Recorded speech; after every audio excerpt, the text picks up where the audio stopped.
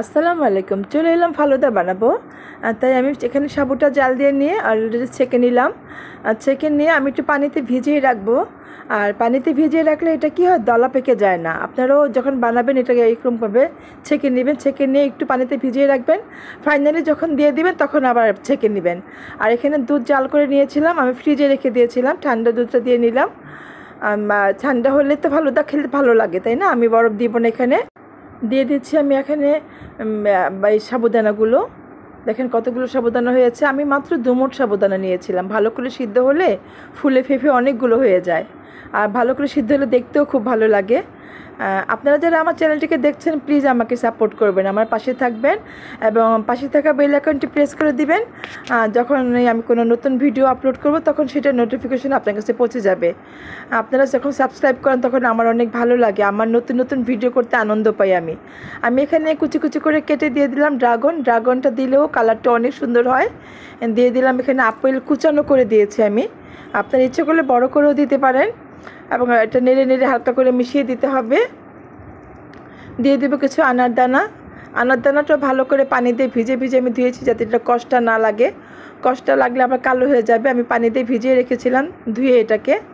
আমি এটাকে আলতো হাতে মিশিয়ে দিচ্ছি। আমি এখানে কিছু গুঁড়া দুধও দিব। এখানে আম কুচানো দিয়ে দিলাম। 2 রকম আম দিব, এটা হচ্ছে বাড়ি আম এবং ফজলি আম, দুটোই দিব। আমি 2 রকম আমই দিব যাতে একটু আমটা ঘন হলে ভালো লাগে।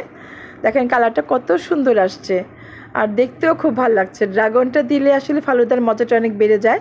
আমি এখানে 4 টেবিল চামচ গুঁড়া দুধ দিয়ে দিলাম একটু ঘন হওয়ার জন্য। খুব ভালো লাগছে দেখতে আমার।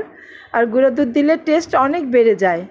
আপনি এইভাবে আলতো হাতে হালকা করে নাড়িয়ে নাড়িয়ে মিশিয়ে নেবেন। দেখতে খুব সুন্দর লাগছে এখন দেখতে। আর 1 কাপ পানির মধ্যে আমি 1 চামচ আগার পাউডার দিয়ে আর অরেঞ্জ ফুড কালার দিয়ে আমি এই জেলোটা বানিয়ে রেখেছিলাম। এটাও খুব সুন্দর লাগে দিলে, দেখতেও কালারটাও ভালো লাগবে এবং খেতেও ভালো লাগবে।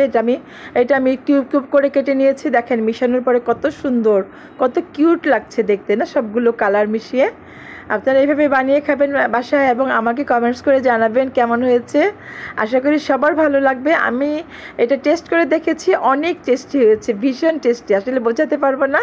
সাথে উপরে আমি আইসক্রিম দিয়ে আর আনারদানা দিয়ে আবার একটা এটা আমি সাজিয়ে নিলাম। আপনারা এইভাবে করে খাবেন এবং আমাকে বলবেন কমেন্টস করে।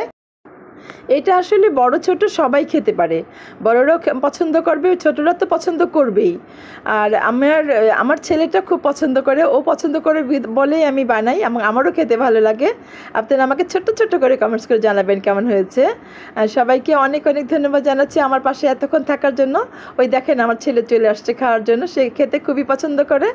সবাই ভালো থাকবেন, আল্লাহ হাফেজ।